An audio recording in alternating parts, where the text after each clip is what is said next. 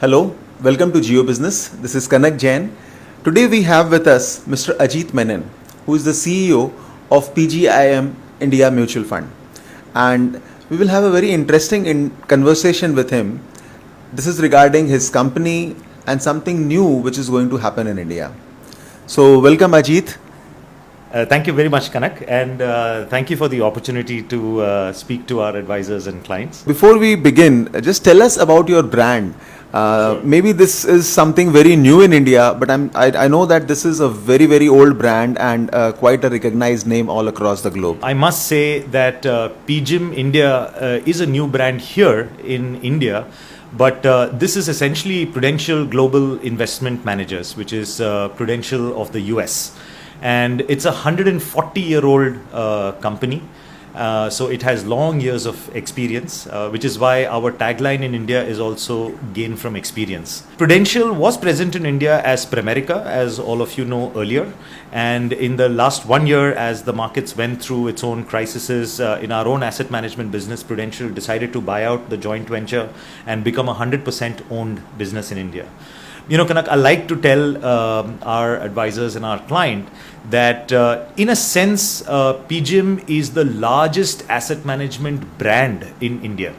Now, it might be very, unique for people to hear that because in India, we only have domestic and other advisory business totaling about 6,500 crores.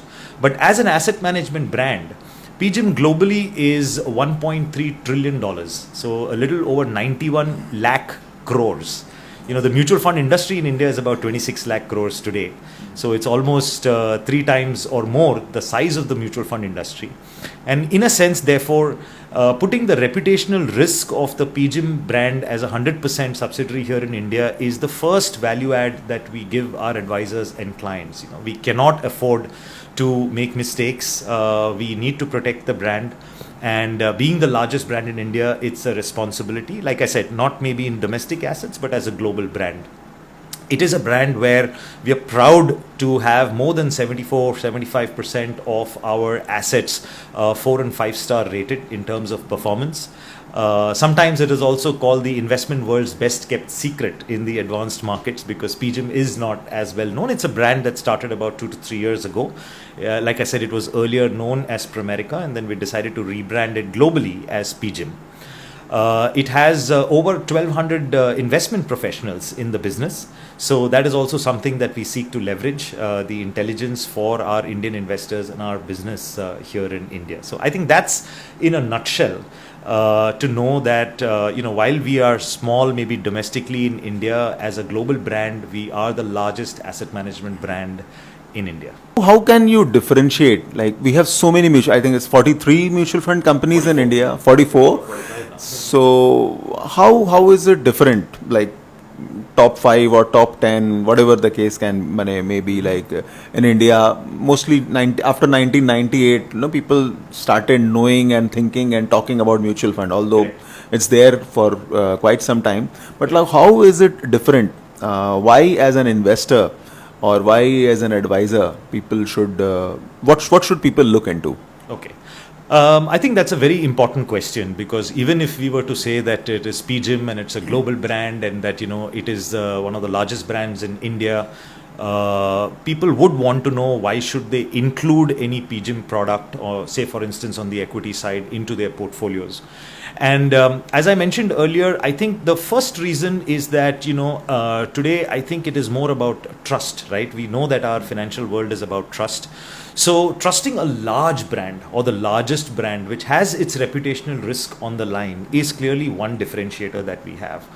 The second, I think, is that when we look at our processes that we follow in investments on the equity and the fixed income side, we do have a lot of inputs from PGIM. And like I said, it's a 140-year-old brand. So that experience definitely helps us in our processes here in India as well. What we do, for instance, also on the equity side, and this is something domestically that we have been doing for quite some time, as the brand has been present over the last 10 years here. In our equity funds, apart from the process that we follow in building our universe, we also look at what is the overlap of our equity portfolios with our peer group. Now, this is not something that we advertise per se, but we do print and publish that numbers for our own consumption and for our advisors' consumption, and there are enough softwares that can help you do it. My mid-cap fund, for instance, has a 26% overlap with many of the large mid-cap funds in the market, say the top 5, for instance. That means that 74% of that portfolio is unique. Even in a large cap fund, our overlap is 53%, which means 47% of the portfolio is unique. If we agree about asset allocation and that diversification is the ultimate objective of asset allocation, then this is probably the single most factor to consider PGIM, that when you add a PGIM product, you get genuine diversification. So I would say that is definitely a key. The brand is a key, and the talent and the people are ultimately what we believe make this business. And we're very proud to have Srinivas Rao Ravuri, who was the senior most fund manager after Prashant at HDFC Mutual Fund, join us as CIO. So I think we are committed to the business and here for the long term. And those are the key reasons, especially like I said in the equity side, the overlap and many other process features that you should consider us in the portfolio. When it comes to asset allocation, we suggest that a particular percentage should be in equity, a particular percentage in debt, or maybe bullions, or maybe real estate, whatever way. When it comes to equity diversification, you mentioned that yes, it's not the same equity. So you have 74% different equity exposure. So that makes one good reason to invest into equity funds. But other than equity, Indian equity, or maybe diversification can be into within equity. How can you differentiate? Can it be absolutely India based, or maybe global, or something like that? There is something which you have to offer. Sure. So, from a theory of asset allocation perspective, ultimately what you're trying to do is to mix your asset allocation. Like your grandmother said, don't put all your eggs in one basket. I think that's the simplest way to explain it. At a very more advanced level, what you're trying to do is to put uncorrelated assets into a portfolio so that you can benefit from, if there is volatility in any asset class, you can benefit from that if you have uncorrelated assets in the portfolio. And to your question, yes, we do believe that, in diversifying within equity, other than just large cap or mid cap, looking at global equities is also one definite way to achieve more diversification in the portfolio. Let's try and understand this, that the Indian equity market is roughly about $2 trillion in size in market cap. The total global market cap is about $85 trillion. Imagine that all our advisors and investors are largely exposed to this 2 trillion. Why wouldn't you have a 5 or 10% exposure to the entire 85 trillion market as well? And we are talking about brands and companies that we are familiar with in our daily lives. So, for instance, one of the help that we have done, or a collaboration that we've done because of PGIM, is that we now have a Global Equity Opportunities Fund, the PGIM India Global Equity Opportunities Fund, which is a feeder fund into the PGIM Jennison Global Equity Fund, Global Equity Opportunities Fund. And this is a very, it is a properly diversified global fund. What I mean is, today in India, if you want to invest internationally, if you want to take an exposure to the dollar to get that non-correlated asset in your portfolio, there are about 29 or 30 options. But there are only 4 which are truly global diversified equity funds, and we are one of them. So if you look at our portfolio, whether you think about Ferrari, whether you think about Louis Vuitton, whether you think about Netflix, whether you think about MasterCard, whether you think about Amazon, whether you think about Tencent, including an HDFC Bank from India, you have some of the best stocks that you can get exposure to. And I think that is definitely something that I would advise, investors and every expert would advise, to have that diversification, a small percentage, whether it's 5 or 10%, into global funds. Many of our customers have children studying abroad, and so they're paying fees, or we travel abroad, or the products that we consume, like the Netflixes and the Nikes and the Apples of the world, there is ultimately a dollar at the back of it. So if you want to keep pace with that, some portion of your investment being invested into a global equity fund makes sense. So I would say that is, to your question, one of the solutions to diversify your portfolio within equity. Which means most of the time investors ask me where should I invest? So I tell them whatever you consume, whatever is that is in your daily life, starting from morning wake up, your phone, your your Colgate or whatever it is. But I think when we actually see most of the consumption, most of the products which we are using, it can be an Apple phone or an IBM, and as you mentioned, so it is very, very important if we go with this theory that whatever we are consuming, that should be the product wherein we should be investing. So how do you connect that in a daily, in a man's life, in a day, in a 24 hours, how much of these products we are using? Right. I have I completely agree with you, and I have a different take, on this. And I think that goes for all equity, whether it is domestic or it is global. Today, for instance, when the markets are at an all-time high, but the sentiment is absolutely low because, the economy and some of the numbers that we are seeing and the discussions that we are having are quite pessimistic. I think it's time for people to also revisit their own belief as to why equity itself. To me, Kanak, in one line, equity is the only asset class that captures human ingenuity and innovation. There is no other asset class that captures it. We are today talking here, to our friends, our advisors, and our clients. But at the end of the day, there are so many smart people out there solving problems, whether it's the problem of climate, whether it's the problem of production through technology, all of that put together. And all of this is captured in equity. So sometimes we feel that, will these valuations go up? Will these markets go up? What makes it go up is because human beings evolve and innovate, and their ingenuity takes all sectors, whether it is pharma, whether it is chemicals, agriculture, technology, all of this is based on human innovation. And only asset class that captures it is equity. So today, when you think about innovation happening, why wouldn't you capture it all over the world? So when we think about the Netflix, and when we think about Edward Life Sciences, when we think about MasterCard, when we think about many of these companies, here is an opportunity to capture human ingenuity, not just happening in India, but all over the world. And I think that is the primary reason I feel that, as you mentioned, there are so many things we consume today which are a result of science, progress in science. And that is the biggest reason why one should have investments in equity, and especially through that take exposure to the inventions and ingenuity happening all over the world. Which means invest in something which you are consuming, whether it is in India or beyond India. So it's like that. There is one more important thing which is there is like when you are in equity, currently what we can see is not the portfolio is not growing. As an investor, what we can see is the stock market is all-time high, but if you see the portfolios, so are we heading towards Western world wherein fund managers are underperforming, or are we just heading like only the top 10 stocks will move up?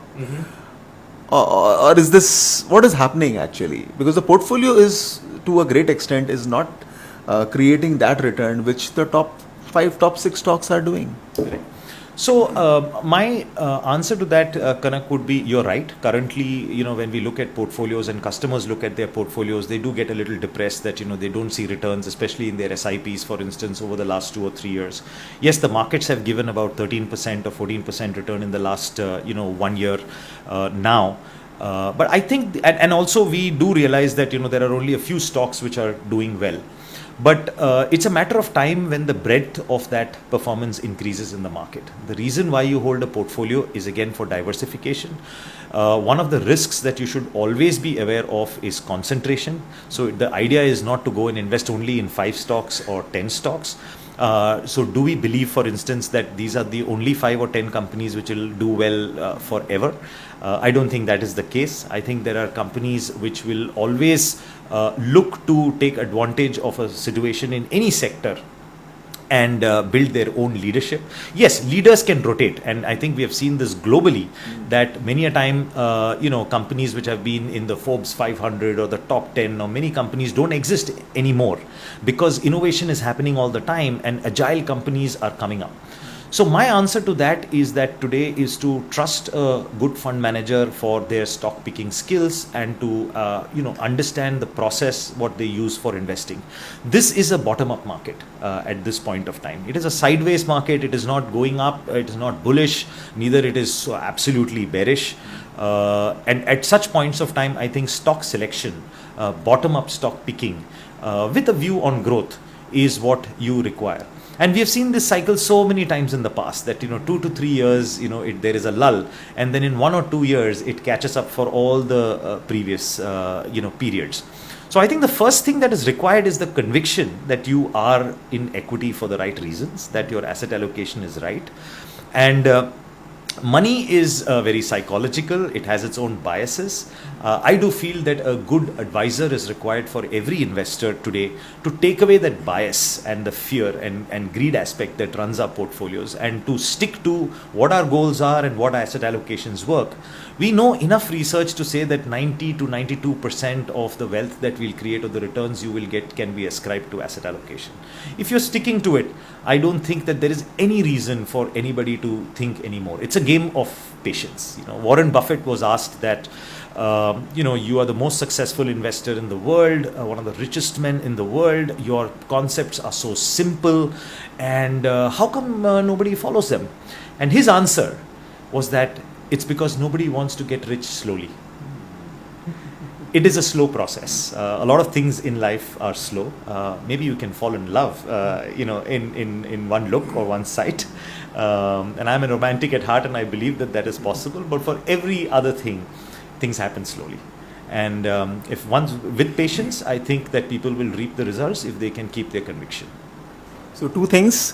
One is get rich slow is one very good mantra.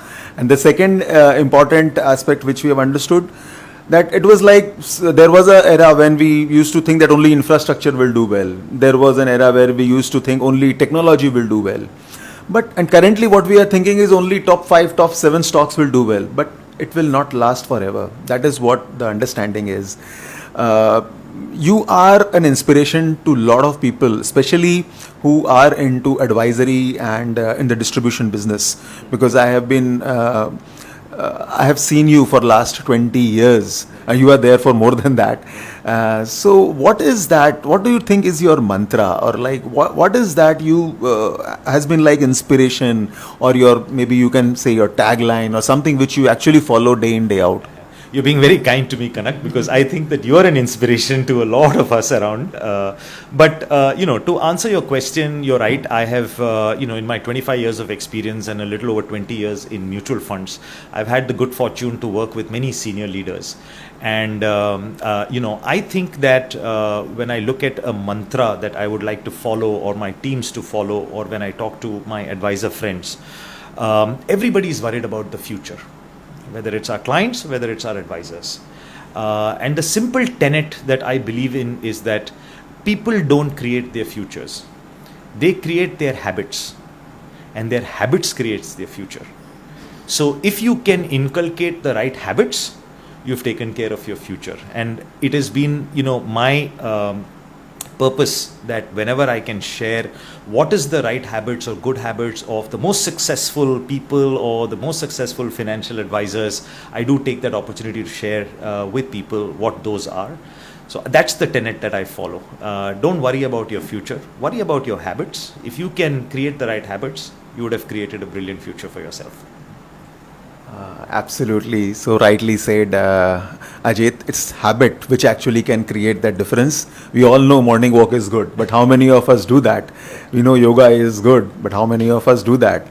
So when, again, I'm coming a little personal over here, then what is your habit when it comes to your own investments? Mm-hmm. How do you strategize them? How do you plan them? What is a simple habit which you follow which has actually created wealth for your own self? Yeah. I'm not asking for how much wealth is in your balance sheet, but again, something which is a part of habit, which actually as an investor, if we follow, it can create success for us. I've been lucky to be in this area of personal finance and investments, and I've been in touch in the ground with many advisors and clients, and especially when I've met thousands of clients over my span of career, I've seen the typical problems that people have, any person will have, including me.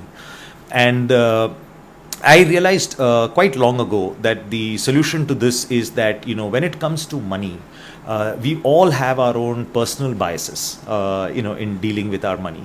And the best way to deal with it is to have a trusted advisor manage it for you.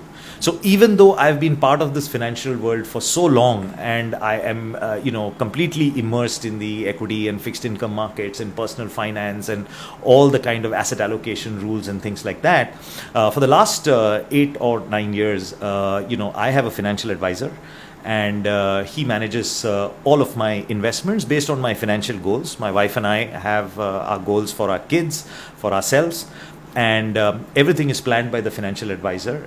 We do our reviews, once in 6 months. I only did my due diligence on the advisor in terms of knowing whom should I trust to give that money to. That's an important step. But once that is done, I'm hands off. And I would say that I'm the happiest person to have done that. It really makes you feel more secure and confident about your financial future. I think all of us strive for financial freedom. And to me, there is no route better than having a credible and strong advisor to manage it for you. And that's how I manage my personal finances for so long. And I'm not going to change that. Simple, huh? Just to have a financial advisor or a financial coach in your life, and it's done. And your retirement planning is done, and you are moving towards financial freedom. I think, Ajit, this is an amazing learning from whatever you are. It is very, very difficult to just rely on somebody like this for whatever is your own hard-earned money, which you have done. And if people can really do that, only by doing once that due diligence and then continue with whatever the advice is, I think this can be a very, very good way. So with this we will end. Just last line, if you can just share about the financial freedom or the retirement, how it can be peaceful, how it can be relaxing for all of us, because you have been talking and doing a lot of programs on retirement solutions and financial freedom solutions. Yeah. So you just like to know how one can actually attain that. One of the most important reasons for me to have joined Prudential and PGIM, the same brand today, is that Prudential is one of the largest retirement players in the world. And I do want to make sure that I can bring a lot of that content or leverage their intelligence to the Indian markets. Last year I got a retirement advisor from the US to India to travel across the country and speak, and I intend to make that every year, to get an advisor down and talk to us. But sticking to retirement, what I believe is that, for every financial goal that you have, whether it is your daughter's education, whether it is your son's wedding, whether it is about buying a car or a house or starting a business or going abroad, any financial goal, you can get a loan for it today. The only financial goal for which you do not get a loan is retirement. That is something that you have to save yourself. So whether you're young or you're old, I do believe that this is one goal that should be uppermost in your plan to keep putting money aside. Even for advisors, I do tell them that all of your AUM will go to zero. Sometimes they think that this is not very motivating. But I say that, listen, you're planning for all of these goals that I just talked about. When that son's wedding is going to happen, or when the daughter is ready to go abroad, your client is going to redeem. The only financial goal when it is reached, when a client does not redeem, is retirement. A stream of income is created out of that, and the corpus remains. In developed markets, the retirement advisory practice is very robust and very large. In India, you can hardly count retirement advisors on the tip of your finger. So it is something as almost like a personal purpose, as well as the purpose of the brand, to make sure that we can add value in this space. We are the only asset manager today who has a retirement readiness certification program for advisors, which we subsidize. Almost for the cost of a dinner, you can do an online course in retirement certification, which is done by Uma Shashikant of CIEL. We are therefore creating that ecosystem around retirement. And let's not forget that India is the youngest country in the world. Average age of our country is 28. If we as advisors and we as a country can manage our retirement well and plan for it, this country will be the richest country in the world in no time. And over a period of time, we will not have the social issues or problems related to this whole gap that appears even in developed countries for retirees, because you are living longer. Longevity has become a problem because you're going to live longer. Medical science does not allow you to die so soon. So your earnings need to last longer. So I think this is a very important area, and we will continue to add value in this area. So some very, very important points which has come up. One of them is you will not get a loan for your retirement. So retirement is the most important thing which you should start planning right now. The second most important thing, India is really, really growing, and the young generation is there with a big life, huge, long life. And I think retirement planning and retirement solution should be the first thing which should be considered, because the earlier they start, the better it is, and the smaller amount they have to actually devote. Mutual fund investments are subject to market risks. Read all scheme-related documents carefully.